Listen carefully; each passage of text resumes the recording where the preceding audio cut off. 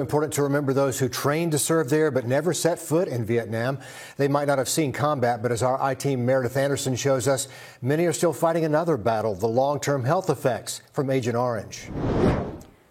For years, the government denied it ever tested the deadly toxin on U.S. soil. But more than a decade ago, our I-Team uncovered it was sprayed right here at Fort Eisenhower. We got these maps from a Freedom of Information Act request, marking the first time the government admitted publicly it tested agents blue, orange, and white in Augusta from January 1967 to December 1969.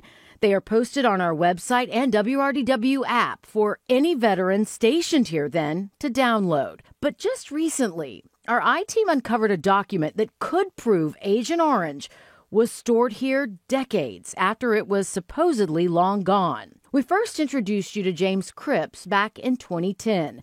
He was the first person to ever prove to the U.S. government he was exposed to Agent Orange, not in Vietnam, but here at Fort Eisenhower.